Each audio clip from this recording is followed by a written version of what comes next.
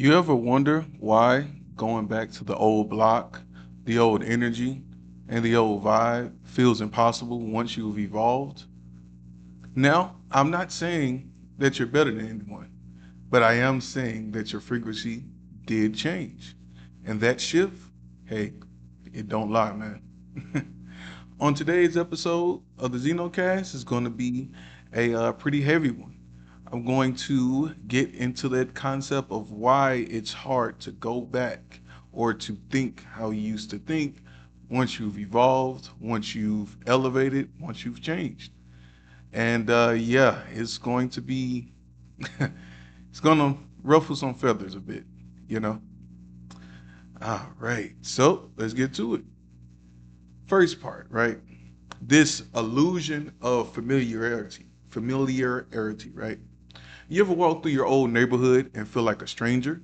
Same streets, same people, but the conversations feel small, the energy feels heavy. You're not crazy.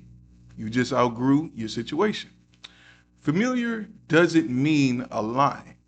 A lot of people throw that concept out the window. They think because we came from the same area or in some extreme situations, there's this thing called trauma bonding, right? So when you trauma bond with someone, you may not have come from the same neighborhood, but you've experienced some of the similar traumatic experiences. And because you've experienced those, had those same experiences with someone else, it aligns, quote unquote, you guys, or makes you guys close, or that's the start of a lot of friendships.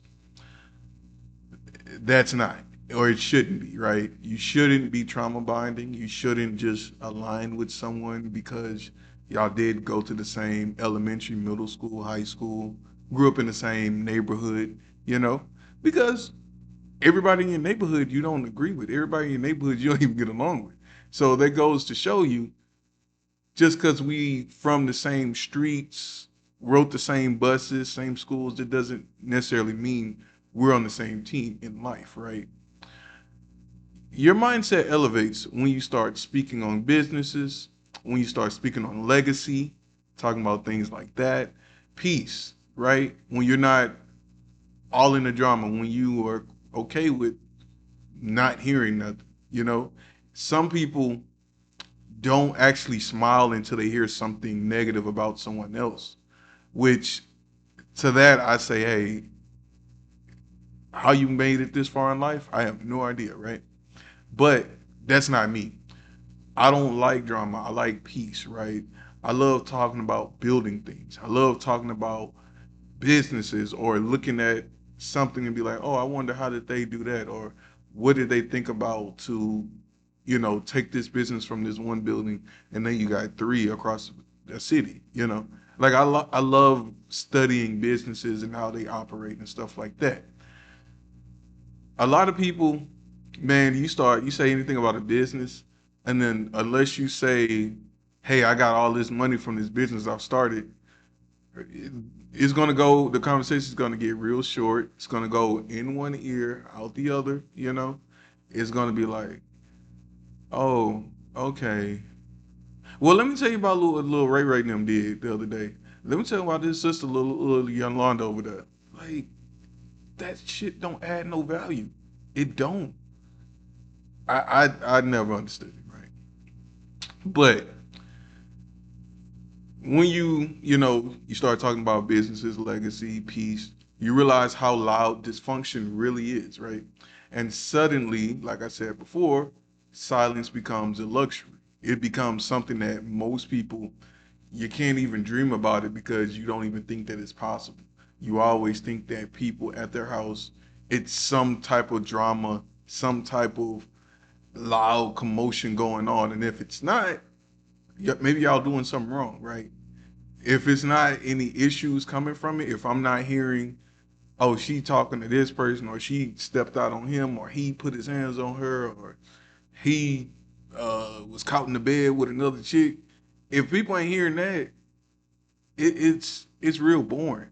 They don't like to hear like, oh well, he just started a YouTube page, or He just actually invested some money into the stock market, or he's actually been going to these classes, learning from these different people about AI, or he just recently went back to school at the age of 40 or 30, right? People that a lot of people, man, from where we come from, especially from where I come from, that's not interesting, right? It's not fun. It's not. It doesn't get them going, right? It's real boring, you know. But hey, that's one another telltale sign that you've graduated from that stuff, man. All right, so this is probably the most heaviest part of this, and this is what I might get in trouble about, but I don't give a shit. Generational trauma is real, you guys. A lot of stuff we normalize in low income communities, that's generational trauma in disguise. The yelling outside, everybody outside yelling, don't know, even though you're outside, people don't know how to talk to each other or communicate in at least a normal tone, right? The distrust, you don't trust nobody. You have always been told from a young child, one of your first lessons is don't trust anybody, which is true in some respects, but really hurtful in a lot of other respects, especially if you want to grow and elevate throughout life. And the constant chaos, right? The it is what it is mindset. That's that inherited pain, you know. It is what it is. Hey, my mom and them did it. Hey, my grandmother and them did it. Hey, if they did it, then why are you tripping about you going through it? If hey, nobody taught us about this, so why are you tripping about us not teaching you? That's the generational trauma, you know. That's something that we don't like to talk about. Our parents were surviving, barely. Their parents were surviving, barely. Nobody taught anybody how to heal. Nobody taught anybody about peace, right? So you not the build, but the moment you try to be still, the moment you actually understand what peace is, you know, the moment you have the you're allowed to breathe and actually think without actually being in a situation where it's just survival, it's struggle, it's constant chaos, right? The moment you're away from that, people around you start looking at you differently, right?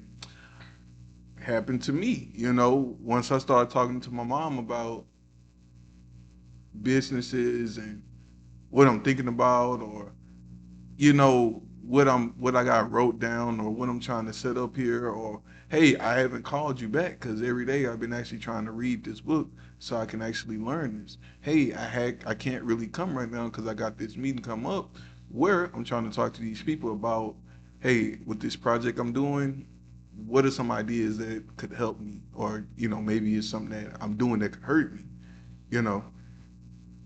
People don't get it, people don't understand it. Again, like I said a couple minutes ago, in one ear, boom, out the other. People don't like hearing that crap. They don't. Again, it's not fun. Um, these people were they were afraid to break these curses that I'm not, right. A lot of people nowadays in today's world are trying to break some generational traumas. Now, with anything, people could take a meaning of it and try to apply it to anything that may seem remotely available, right? Your parents holding you accountable for actually not doing anything with your life is not the same as generational trauma, right? Generational trauma is, hey, when you look at your mom, when you look at your grandmother, when you look at your great grandmother, if you can go back that far, when you look at your dad, when you look at his dad, and you know his dad, what do you see that held them back, right? If it was hanging around certain people, if it was having kids from different women out of wedlock, if it was drug usage, if it was lack of personal development, those should be the specific things in which we're trying to break, right? So, for me personally, my mom didn't have a lot of kids, so me thinking about not having a lot of kids wasn't something I was worried about. my main thing was, okay, how do I grow? How do I learn and grow, right? How do I find something I like doing that, yeah, you get paid from it, but how do I end up growing it? How do I try to make it bigger, right? How do I try to add, or what could I add to like spice things up or add a different element in which someone could look at this and say, hey, this looks appealing, or hey, I like the way this guy sounds, or oh, I agree with him, tell me more type of deal.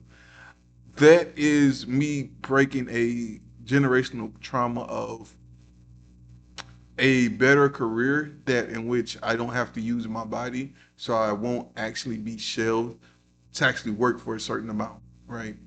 Because I want to be able to be in a career where even if I have a broken foot or I can't walk because I'm just old, I can still operate and do my career just as much as I could do now, in my 30s, while I'm fully, able-bodied.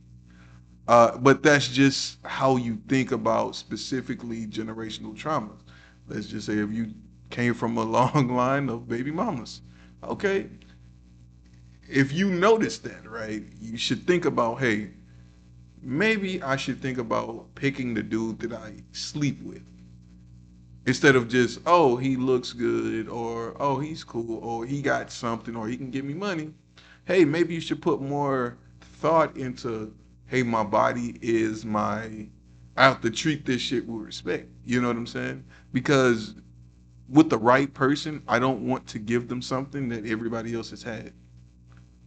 Um, I know a lot of people in our society, they do normalize my body, my choice, which it is their body and it is their choice. But it's also your choice to fuck up. It's also your choice to make a bad decision. Um, Men understand that. We understand, hey, if we get out there and try to do whatever we want to do, between the police, between the law, just in general, we ain't gonna get far. We can't do whatever we want. We can't go out and act however we want. Even when men do act a certain way, especially if it's alcohol fueled, most men will feel 100% horrible about what they did, whether it was justified or not. You know, not trying to get too deep into that because that's going to talk about that later. But for the most part, generational trauma is something that is inherited. It's sometimes taught, and a lot of people don't even realize that they're teaching generational trauma, but they are. Once you understand which teachings, which lessons, which thoughts that you have grasped through life that you automatically thought, hey, this is fine. My mom and them did it. Maybe they did it because they didn't know what else to do. Maybe they did it because they didn't know how else to think. Maybe they did it because any other viable option just didn't seem logical at that time. Which doesn't make sense, but believe it or not, logically people choose to make bad decisions sometimes. You know. Uh, so the next segment, excuse me, is something that actually is more prevalent here in Houston, probably more than anywhere else in the United States, right? Um, and this is something that I never really on. Like I never really had this problem with thinking like this, but I know a lot of people, family members, former friends, uh, friends that kind of think like this, right? The fast money culture is keeping people stuck, right? Let's just keep it. Let's just keep it honest, right? Keep it a buck, a bean, whatever the kids say today. Houston is the capital of fast money energy, right? From the corner to the club, they click this link and you get 500K reward crowd, right? Everybody wants to flex. Nobody talks about financial freedom. And if you ain't with that, if you ain't talking about flexing or trying to stun on somebody, then you lame, you you a square, um, you're a cornball in some situations. Hell, people would even say you're moving funny. But guess what?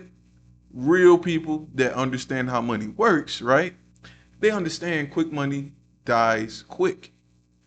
I'm building for longevity, right? I'm building ownership. I'm building something that's structured. I'm not standing outside, rapping 100 degrees in the heat, trying to chase a dream with no plan. Um, I'm not around here trying to, hey man, I got that. I got that 3 for 5, man. Come over here. Come over here, man. I got that 3 for 5 or 10, bro. I got you. I got you. Yeah. For the luck, man. I even run you 3 for 5 for $8. Come on. Come on. Holla at me. Yeah, that's not me. Never was me. But damn, man, that didn't stop a lot of people from thinking that quick money is the only money. Quick money is the best money. And it's not. I've seen so many people go for that quick money lifestyle. And quick money, it's different things, right? So quick money does include, yes, hitting licks, right? Hitting licks in stores, hitting licks on people, robbing people, um, anything to get anything over $100 real quick. A lot of people around here they living like that, man. A lot of people they don't understand that it's different ways to go about this, right? They don't care to understand. They just care to do what the fuck they want. And you can't. Cool. I'm not gonna ever stop nobody from doing what they want to do. Cause everybody's grown at the end of the day. But understand when that shit don't work out, when you constantly keep being in the same pattern, the same circle, the same vicious cycle over and over and over again, some people they just not gonna get it. But if they see me, 5, 10 years in the future, actually do have something nice, actually do have the nice car, actually do got the nice house. People, of course, are gonna look at me funny, because oh no, you must have did something for that. Oh, you must have sued somebody, or you must have I don't know, hit the lottery or something. Shit, they probably even say I did a PPP loan. Not knowing it's shit called patience, compound interest, investing. You know what I'm saying? Building yourself so you can actually have more tools, you have more ways to actually make more money, whether that's education, with understanding things, or whether that's actually me learning how to do a specific thing, then which could generate me more money. People don't want to think about that. People don't want to talk about that. If you say that, it's gonna be like, oh, okay, cool. So what's up on the Rockets, man? Yeah, yeah, yeah, yeah. The Rockets, Astros doing good. Texans about this stuff. People don't care about being patient. Everybody wants everything quick, and ain't shit made quick, bro. Not of value, right? You got a lot of fraudulent things that are made quick. Um, and you can even go talk about that with buying items, right? It's yes, cheaper items are more affordable. I get the whole idea of it, but quality is always going to overpower the cheap quantity, right? So if you're paying a lot of money for something that's worth it, right? Like example, right? I would rather pay and wait and save $1,000 for a PC, or shit, they probably way more than that. I would rather save that money up than to just constantly keep buying like $200-300 laptops like every 6 to 8 months or every year type of deal, right? That's the difference. Most people they want something that's just gonna be quick, and I get there and I can make money and everything's gonna be cool, right? It's not worth it. It's not worth it, you know? And I'm gonna be honest, most of these things I'm talking about that are generational and the lack of slow money, people loving quick money, I'm gonna be honest, it's all black people.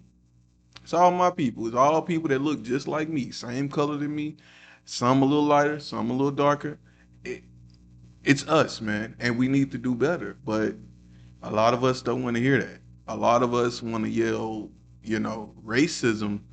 Uh, a lot of us want to yell, somebody hurt us, somebody did us wrong, instead of saying, okay, yeah, they did us wrong, yeah, they racist. But at the same time, what can we do to not put ourselves in those situations? What can we do to actually avoid being in those situations? It gets crazy when I see people online. Like I was looking at a story earlier today where these three kids kicked this guy's door in and was going to rob him. And obviously, you kick somebody door in, chances are you got some type of weapon on you, or you're trying to inflict some type of pain on someone as well as rob them. I don't know why the fuck the parents were crying, were yelling, were belligerent, were saying that this was a targeted attack, was saying the child didn't know. Are we that fucking stupid? Like, are we that off with our people to the point where we looking at somebody else when our kid literally has done a crime and say, hey, it don't matter how they reacted, they was wrong. My child was right. All my child was trying to do was just make a living by kicking somebody's door and trying to rob them like that. Like that's nowadays. What's wrong is right, and what's right is completely wrong. I don't I don't get that shit. I don't get it. Right. So one more segment. Growth makes you disruptive, right? When you start growing, you stop performing. You stop explaining yourself. And people who ain't growing, they feel that energy shift, right? They feel it relatively hard. When you start growing and you're not trying to talk about mess and drama, and you say, okay, well, what do you think about this T-shirt idea? I was thinking about, printing out these shirts for this brand or for this store that I'm doing, and I was thinking about maybe doing some bundles with T-shirts and items, or doing like a half off, or you buy this, you get a T-shirt and the sweatpants for free or something like that. Instead of talking to people and having those kind of conversations, or when you try to have those conversations, again, like I said, oh, okay, cool. All right, well, I'm gonna catch you later. Well, I gotta go mow the grass and chop up the weeds. So I'm gonna talk to y'all later.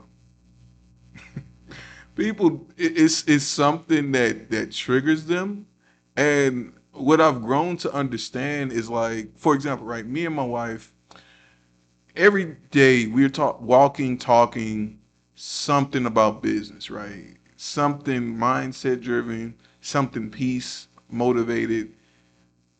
People get triggered by that stuff, man. People who've been living in the noise and the chaos all their lives, they don't get why we don't chill outside. They don't get why we don't be outside on a porch just looking around in the heat, right? In the damn 90 plus degree weather with what 50, 60 plus humidity, right? Because it's hot and it's humid in Houston. People don't understand why we don't sit outside and why we don't participate with everybody else around. It's because we not on that type of time. We not in that lane. We don't owe y'all nothing. We don't owe y'all our presence. We don't owe y'all our peace. We owe our own self, our purpose. That's the only kind of owe or in debt that somebody's owed. We owe ourselves peace and purpose. People, be honest, people do look at me and my wife kind of strange sometimes, but we don't let that stop us. We still wave, we still speak to people. We conversations be short. Oh, hey, how you doing? Oh, happy Sunday. If it's a holiday, oh, happy Easter, happy Memorial Day. Oh, what's going on, man? Oh, yeah, it's hot out here. Psh, hot as hell. And we gone. Because I understand that y'all don't understand what we own. Y'all can feel it, but y'all don't really understand it. But we understand what y'all on, and it's okay. Ain't no hate, ain't no judging. We just have to separate ourselves from the people that's not going in the direction that we're going. It's simple. I I don't know what else to tell people. I try to explain this to my mom, but sometimes it's boop in one ear, boop out the other. You know. Final words for this episode. Um, you can still love your people, you can love your city, and love your neighborhood, but you still got to know how to move different. Sometimes the best way to honor the place where you came from is to show them that it's possible to live, to think beyond where you came from. So if you feel isolated, if you feel like they're looking at you funny for leveling up or for growing or for doing things different, good. That means you are moving in the right direction in which you're supposed to be moving in. Keep growing, keep pushing, stay down, stay patient, and I guarantee you're going to be wherever you want to be at in life. That's what I'm doing. One day at a time. I get it. It gets hard as hell sometimes. Sometimes hard as hell is an understatement. I understand that. But nothing worth the value was easy or is easy, right? Everything that is, worth having, it's some type of work you do have to put into it. Some level of patience, some level of persistence, you have to put into it, right? That's it. And yeah, don't let these haters bring you down, man. Hit the Heisman on that hoe. Thank y'all for enjoying this episode of the ZenoCast and look forward to hearing from you guys again. Peace.